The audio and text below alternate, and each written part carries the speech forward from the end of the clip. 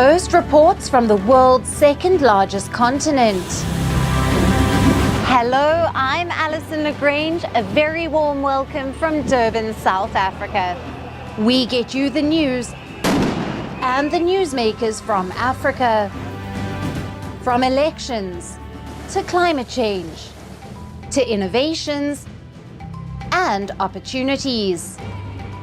As the world's attention shifts, we report from Africa, the heart of the global South. Join me every weekday live on Firstpost.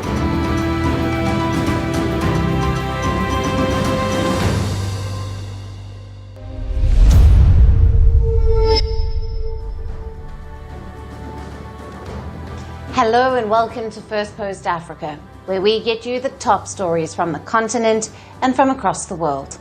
I'm Alyson Grange, coming to you live from Durban, South Africa. First, let's take a look at the headlines.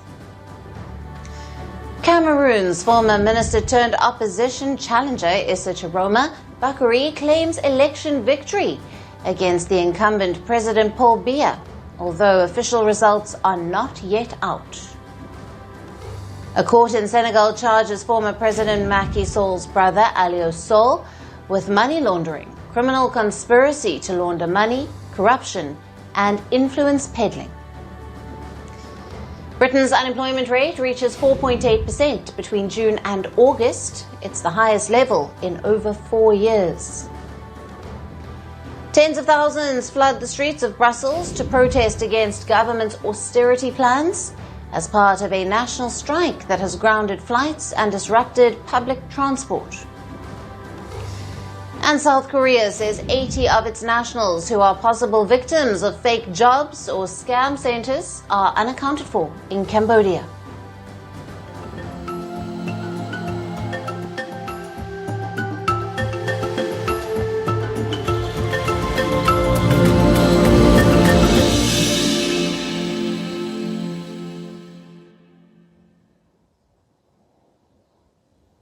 Hello and welcome. We start with Madagascar, where military is taking power after impeachment of President Andry Rajoelina, who fled the country days after the anti-government Gen Z protests rocked the African island nation. An elite Madagascar military called CAPSAT has reportedly taken power in the country after the National Assembly voted to impeach President Andry Rajoelina for desertion of duty. The lower house of Madagascar's parliament voted to impeach the president. The National Assembly decision came hours after the 51-year-old leader sought to dissolve it by decree, deepening the Indian Ocean island's political crisis. President Rajoelina addressed the nation on Monday for the first time since the protests began in late September. Ignoring calls to resign amid escalating unrest, the president said he was sheltering in a safe place following what he called an attempt on his life.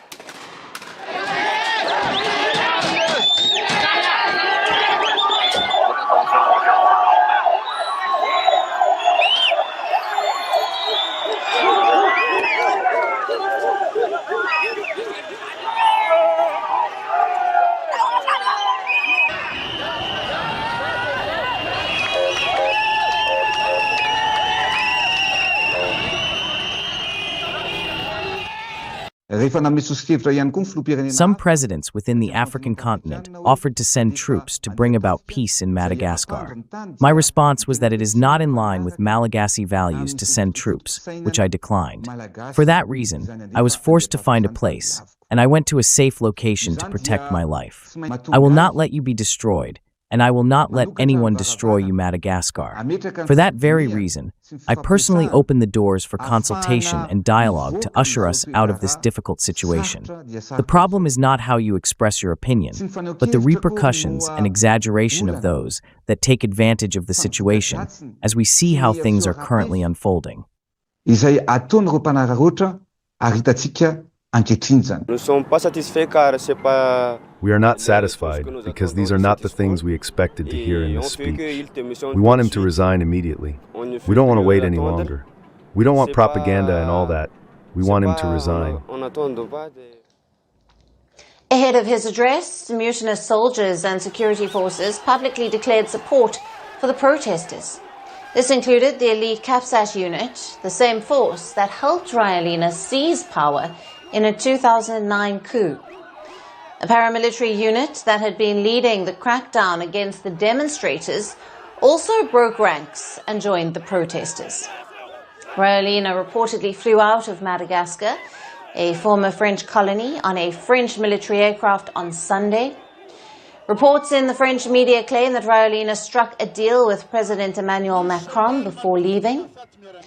Now, speaking in Egypt after a summit on the Gaza ceasefire, the French president said he could not immediately confirm these reports. He added that constitutional order must be preserved in Madagascar and grievances of youth should not be exploited by military factions. I want to express our great concern and express France's friendship with the Malagasy people. And basically, I have two messages. I think it is very important that the constitutional order, institutional continuity be preserved in Madagascar, because the stability of the country and the interests of the population are at stake. And besides that, I want to say here as everywhere, that we look at the youth of these countries with great admiration, affection. We have a youth who has expressed itself, who is politically active, who wants a better life, and that is a very good thing. It just must not be taken over by military factions or foreign interference.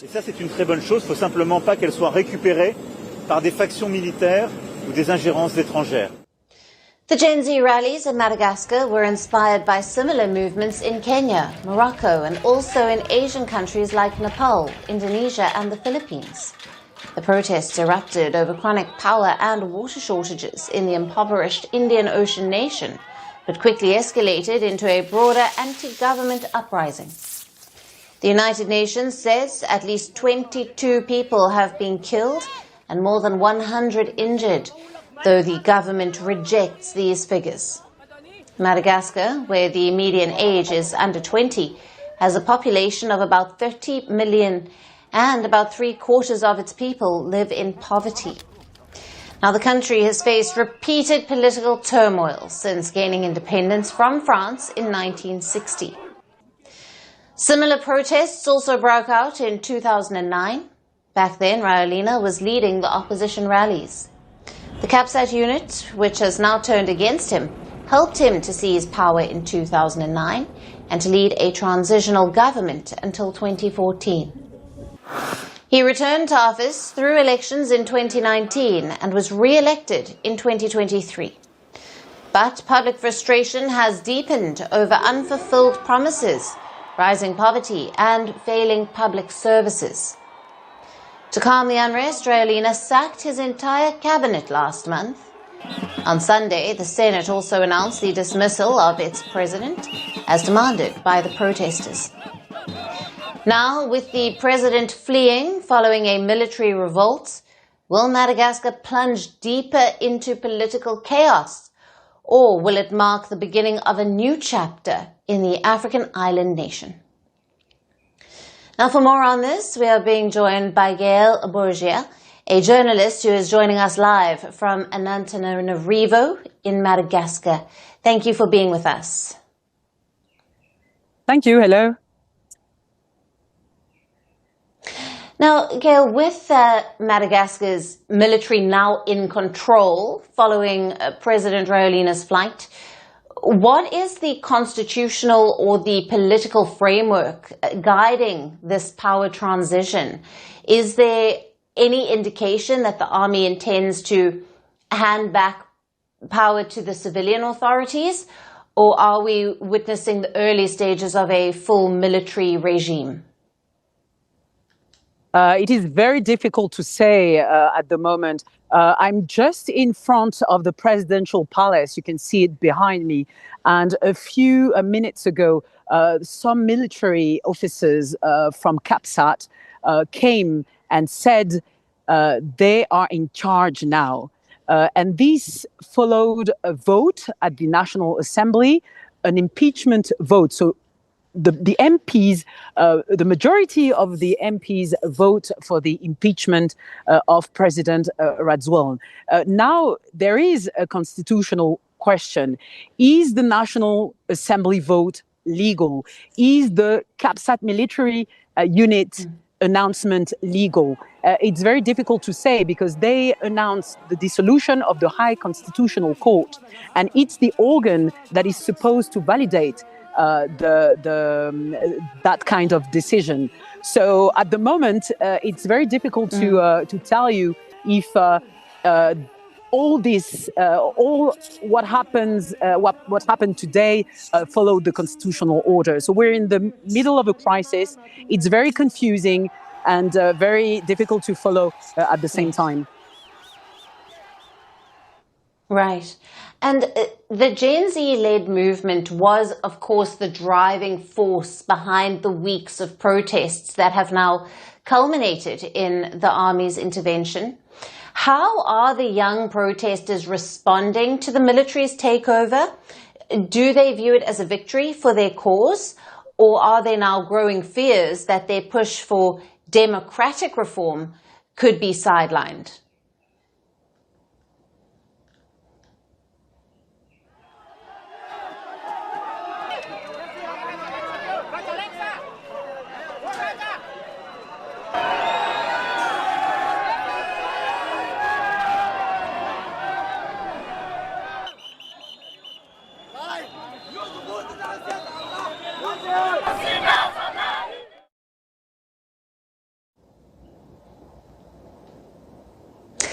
Well, we lost our guest, but thank you very much to Gail for being with us on Firstpost Africa.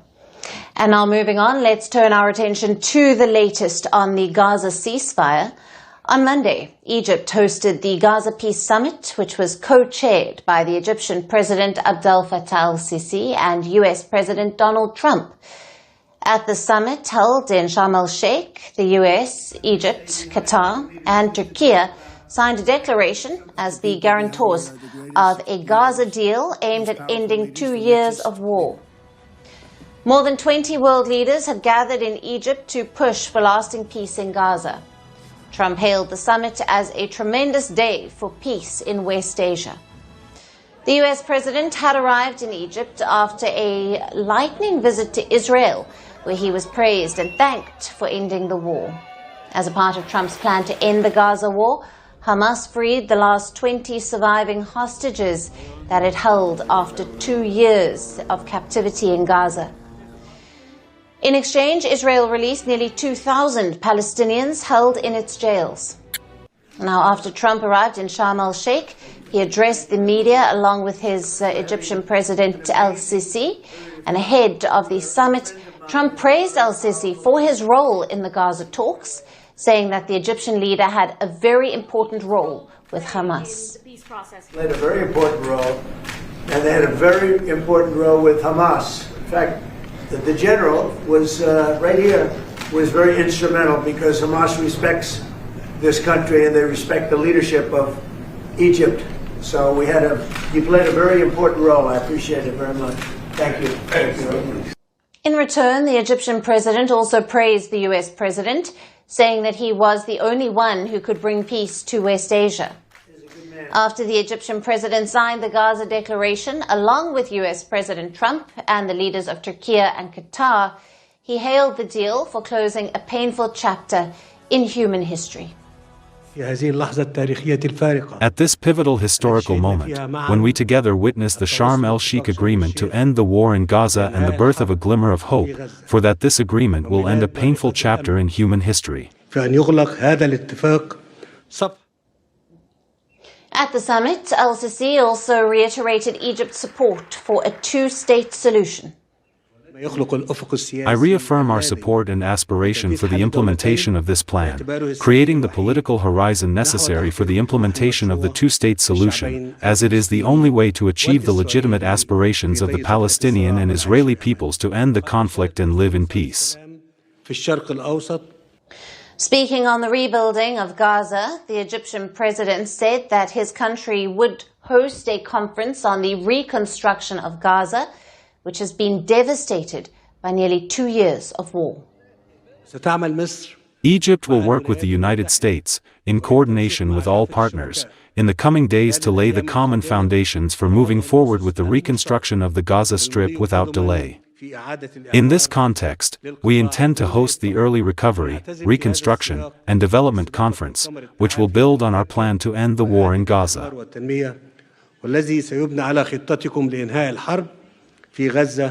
Along with the US, Qatar and Turkey, Egypt has been a key negotiator in efforts to end the war in Gaza.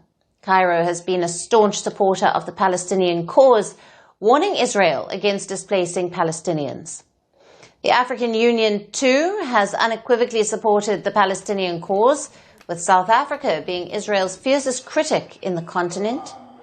Soon after the war broke out between Israel and Hamas in 2023, South Africa filed a genocide case against Israel at the World Court over its treatment of Palestinians. Earlier this year, there were reports that Israel and its top ally, the US, have approached a few African nations to resettle displaced Palestinians, with one of them being South Sudan, which is a staunch ally of Israel. However, South Sudan slammed the claims as baseless. Now, despite Israel's diplomatic overtures to smoothen ties with the continent, African nations have largely distanced themselves from Israel because of its war on Gaza. Meanwhile, Egypt has further boosted its regional influence by co-chairing the Gaza peace talks. Now that the second phase of negotiations are underway, it remains to be seen what role could Egypt and other African nations play in bringing lasting peace in Gaza.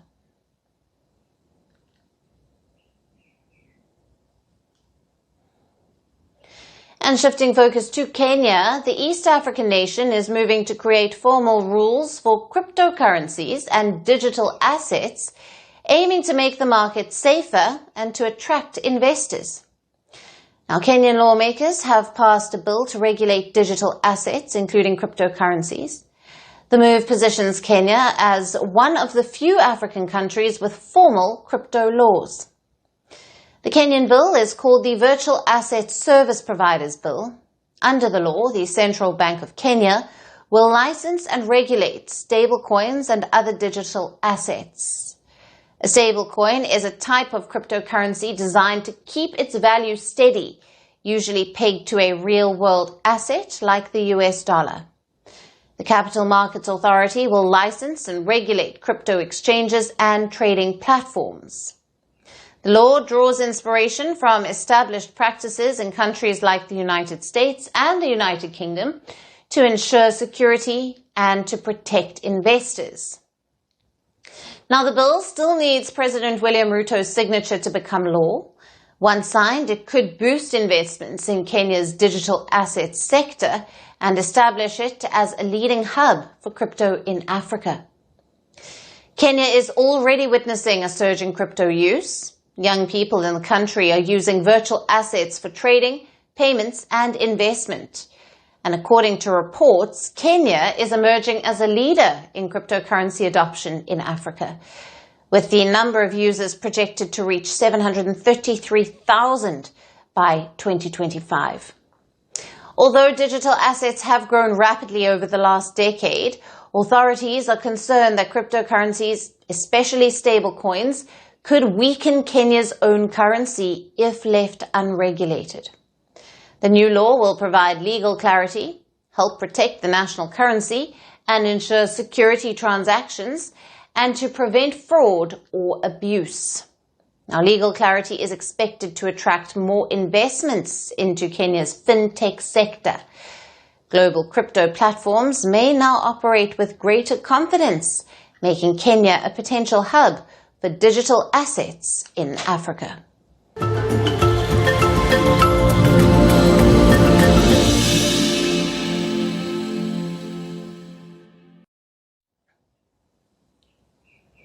And finally, to our special segment, Resurgent Africa.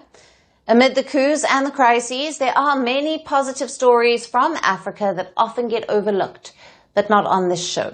Today, we bring you a story from Ethiopia, where a young woman and her friends are on a mission to protect orphan dogs roaming the streets of the capital, Addis Ababa.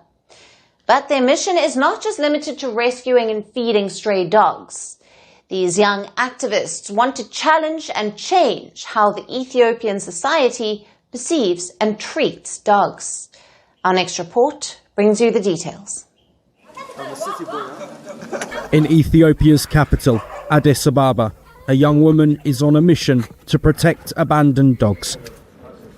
Her name is Feven Melese.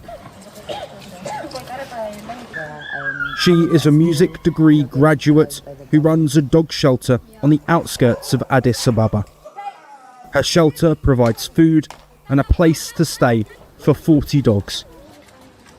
Each week, Melese and friends go onto the streets of Addis Ababa, feeding around 700 dogs. In the past 2 years, Melese has found new homes for over 300 canines. Though her shelter is small and makeshift, it is a safe haven for dogs that have survived road accidents or have been abandoned by their owners. Melese's passion to save abandoned dogs goes back to her childhood when she often witnessed cruelty towards the animals. It is my childhood dream. So when I was a child, I saw people abuse animals. They kicked the dog, they sleep the dogs, and they threw the stones in the road, and they kill the children by poison. So I saw these things, and I decided when I was a child, when I grew up, I helped these animals. I want to be their voice because they have voiceless. Her mission is not just limited to rescuing orphaned dogs. Melese and her friends want to challenge and change a general perception amongst Ethiopians that dogs have no use beyond their guarding property. These dogs are often abandoned by their owners once they become inconvenient. Many owners also abandon their pets once they move into new residential apartments where they're not allowed. They expect a dog to be a guardian, so they tie dogs and they became a bit aggressive. There's no attachment and they just want them for their benefits and so on. So we're doing a little bit of awareness on that as well. According to young animal activities, people often abandon female dogs as they are likely to reproduce. People don't usually pick female dogs because it takes a lot of responsibility to raise a female dog. There's a lot of things that comes with it. Also, they don't want to deal with the whole her having puppies, so they'd rather have a male dog. Official figures too paint a grim picture. According to estimates by the city administration, there are some 200,000 unclaimed dogs roaming the streets of Addis Ababa. In recent months, authorities have faced backlash over media reports saying that thousands of stray dogs were poisoned ahead of a major event because of an incident in which a resident was bitten. While Melese and her friends want to change the way dogs are perceived by society, residents of Addis Ababa are worried about the dangers posed by stray dogs. The number of dogs in Addis Ababa has greatly increased. Here in Sari's area, there are now dogs that come out at night from unknown places. They do not allow people to pass on the road and can be aggressive, even biting. They are very dangerous for the community as their owners are unknown. We are very worried. No one can safely pass this way at night. There are many.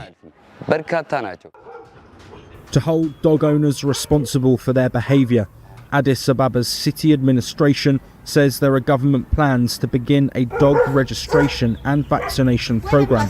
However, rabies remains a serious public health concern in the city. While concerns over dangers posed by stray dogs remain, Melese and her friends continue to advocate for dogs, both on social media and the streets of Ethiopia's capital. These young animal rights activists want the government to consider mass vaccinations, neutering programs, and the incentivised adoption that could help give stray dogs a proper home and protect them against abandonment. And that's it on the show for today. We will see you again tomorrow at the same time. Thank you for watching, and goodbye.